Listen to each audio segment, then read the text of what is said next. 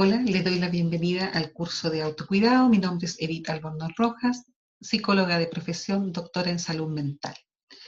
En esta ocasión vamos a revisar el módulo número 3, la clase 3, donde los conceptos o los contenidos son todo lo que tiene que ver con el manejo de conflictos. ¿Qué significa ser líder? ¿Cuáles son las habilidades que tiene que tener un líder? ¿Cuáles son los conflictos que podemos encontrar? Los tipos de conflictos y soluciones. En general, cuando nosotros hablamos de manejo de conflictos como una competencia clave, tenemos que entender que el conflicto se puede entender como aquellas pequeñas diferencias que se van a presentar en el desarrollo de las relaciones personales en cualquier momento y en cualquier circunstancia de nuestra vida. El hombre en general presenta como un ser único e irrepetible una estructura mental que le permite actuar sobre la base de sus propias emociones, influenciados por los sucesos o por los hechos que más representan su propia vida, su curso de vida, su visión del mundo, de la familia, de lo que significa trabajar. Entonces, es posible que dentro de este marco de experiencias la persona tenga unos patrones de comportamiento que hacen que su actuar sea de una manera determinada frente a diferentes hechos. El conflicto en general se ubica en lo cotidiano de cada uno de nosotros.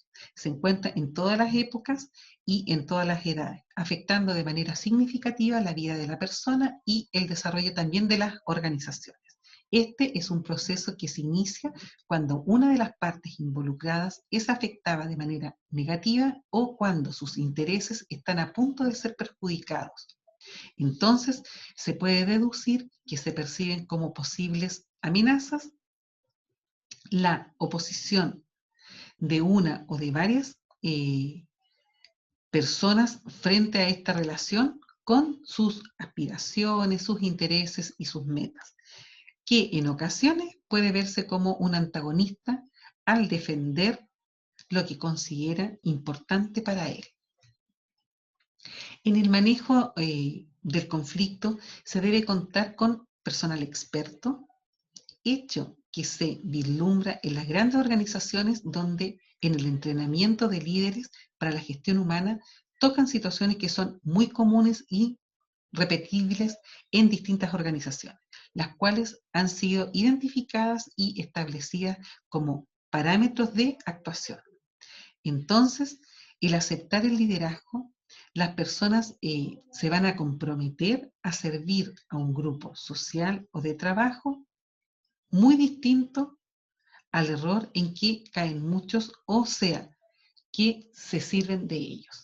¿Ya? Esta persona va a estar al servicio de todos nosotros para lograr el poder manejar de una mejor manera las contraposiciones que pueden darse en un grupo de trabajo.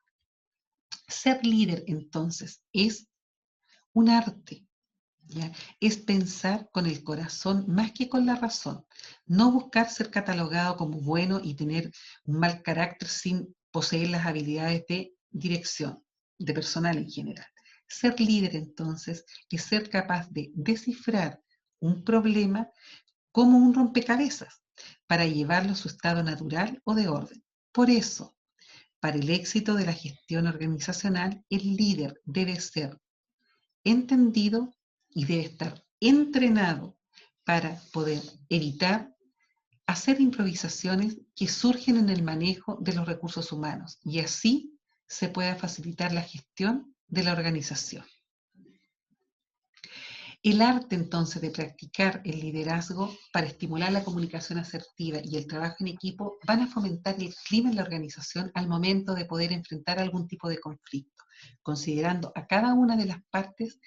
Esto es lo que constituye en una de las competencias claves que se tiene que tener para la persona que es un líder. ¿Cuáles serían entonces las habilidades que tiene que tener el líder? ¿Ya? Deben ayudar a alcanzar los objetivos de las organizaciones, mejorar el clima laboral y sus condiciones, estimular el trabajo en equipo y la forma asertiva para manejar los conflictos que se presentan en cada uno de los niveles de la organización. sobre todo en cada uno de los actores involucrados por medio de las habilidades asertivas que le integran. Esto se considera un conjunto de competencias. Entonces, un conflicto es una situación en la que dos o más partes encuentren que tienen diferentes intereses, lo que determina que las actitudes y opiniones son distintas, originando entonces un enfrentamiento. Esto va a ser, es parte de lo que es la construcción social, es inherente a cada uno de nosotros.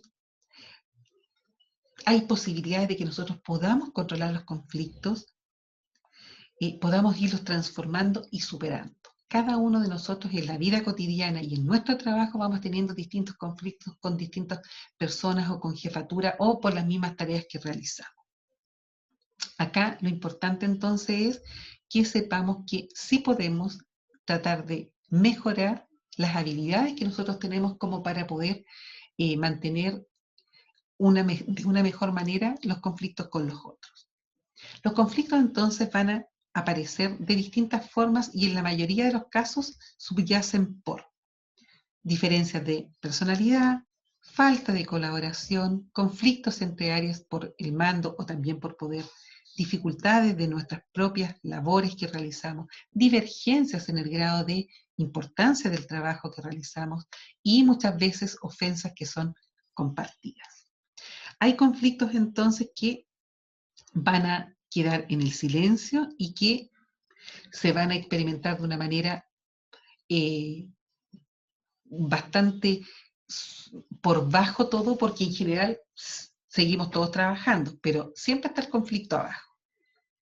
¿Ya? El conflicto entonces va a ser una oportunidad de cambio con la posibilidad de realizar una solución mutua apoyada de la corresponsabilidad y de la creatividad en busca de la solución de conflictos, encontrando algunos mecanismos para transformarlo de una manera práctica y creativa en general. El primer paso es reconocer que existe una situación de conflicto para poder encontrar lo que lo ha provocado para buscar la solución que pueda ser más conveniente. Entonces, ¿cómo podemos afrontar un conflicto? El conflicto o se encara o se le huye.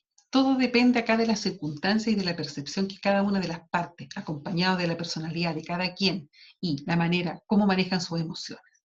¿Ya? ¿Qué sucede si se encara el problema? ¿Ya? Dos cosas. O que se solucione o que este problema se agrave. ¿Ya? Hay personas entonces que prefieren evitar a toda costa el problema y se convierten en tristes observadores de una realidad enrarecida. Es posible que existan todas las circunstancias y espacios para poder mirarlo con una manera positiva y con el deseo de mejorar estas relaciones laborales. Pero muy difícilmente este podría solucionarse si el otro, que no se siente satisfecho con la determinación y argumentación que le han impuesto, busca algún tipo de ayuda. Ya siempre hay que darle alguna ganancia al perdedor. La solución entonces puede ser acá el que se tenga personal que esté entrenado o que no se busque ninguna solución. Si tenemos una persona que está entrenada en la búsqueda de soluciones efectivas y equitativas que garanticen el libre desarrollo de la personalidad y los derechos fundamentales de cada uno de nosotros.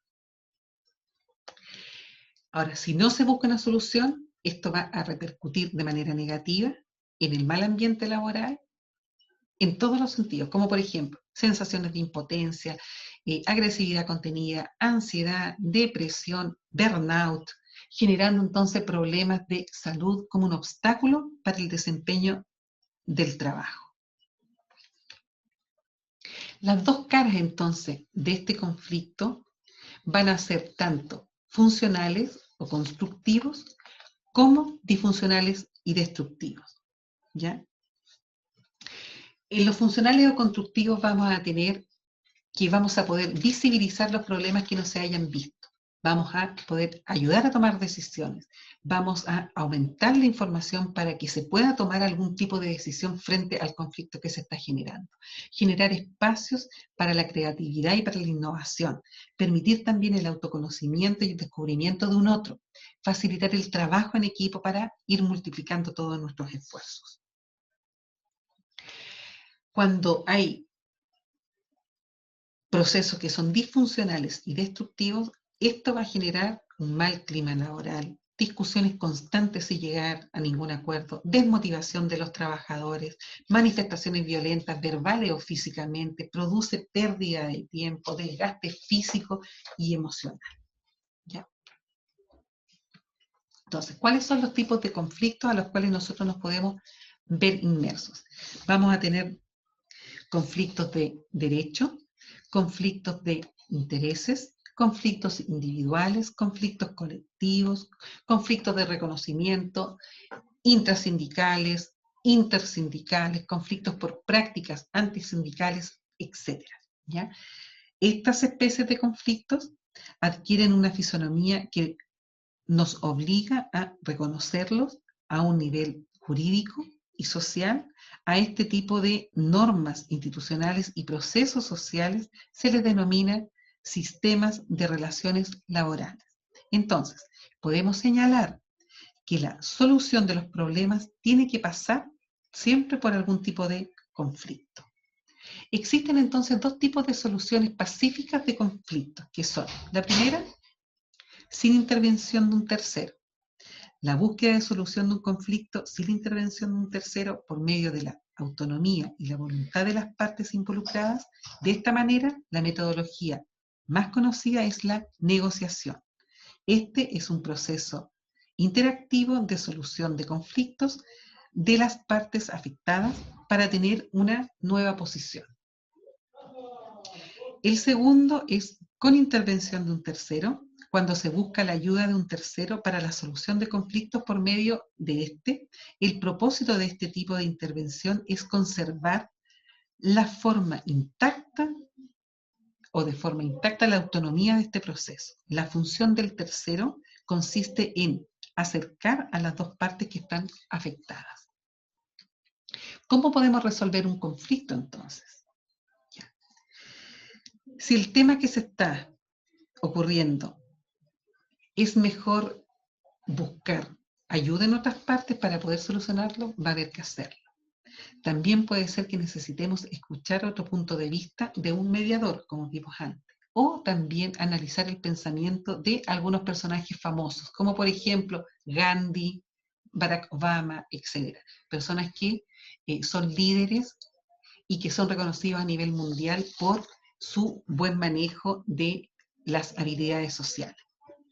Entonces, acá va a ser importante que podamos estar nosotros siempre abiertos al diálogo y a ir buscando soluciones mediante la objetividad, escuchando lo que el otro quiera transmitir sin juzgarlo, reflexionando sobre el propio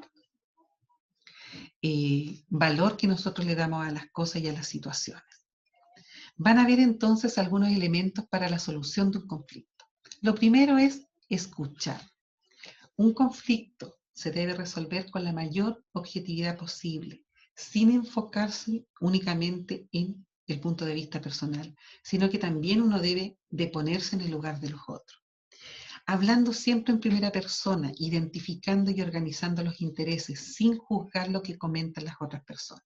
Intercambiar ideas y sentimientos, aceptando, aunque nos cueste un poco, las críticas. Analizar, recordar si en algún momento tuvo otra discusión con la misma persona, algún rasgo de la personalidad que le moleste de esta, de qué manera le afecta esta situación, cuáles son las dificultades que usted encuentra para solucionar las cosas y factores que le impiden ponerse en los zapatos de un otro. También tenemos el reflexionar sobre las ventajas de la resolución de conflictos. No buscar la ley del más fuerte o de obtener el bienestar propio. Buscar un beneficio para todos los actores involucrados. Y también tenemos exponer, decir las ideas de forma asertiva, clara, contundente y directa. No dar instrucciones de cómo debe actuar Esto puede hacer que la persona se prevenga y no acepte ningún comentario. Después de todo, lo importante es atacar el problema y no a la persona. Y esos son algunas, era todo lo que yo les traía en relación a lo que es conflicto. Hay algunas medidas en que nosotros podemos ir viendo cómo reaccionamos cuando tenemos problemas con un otro. Siempre es importante el tratar de estar lo más abierto a querer solucionar los problemas. Dentro del mundo del trabajo nos encontramos con mucha gente que es completamente distinta a nosotros, en personalidad, en hábitos, en nivel profesional, nivel económico, en juicios, en valores, en religión, etc. Lo importante es que tenemos que aprender a trabajar con los otros y a enfrentar las molestias que tenemos o los conflictos que podemos tener con los otros. Lo mejor siempre es tratar de escuchar el punto de vista de un otro, expresar directamente nuestros puntos de vista de manera respetuosa, sin juzgar, sin criticar a un otro. Y tratar de buscar cuál es la mejor manera. Siempre en esto es el otro da y yo doy. Es siempre ir generando el espacio necesario como para poder ir intercambiando opiniones y llegar a un acuerdo para poder trabajar en paz. Esto es todo lo que yo les traía. Con esto terminamos la tercera clase de la tercera unidad. Espero que les haya servido todo el contenido y puedan utilizarlo en su vida diaria y también en su vida laboral. Nos vemos.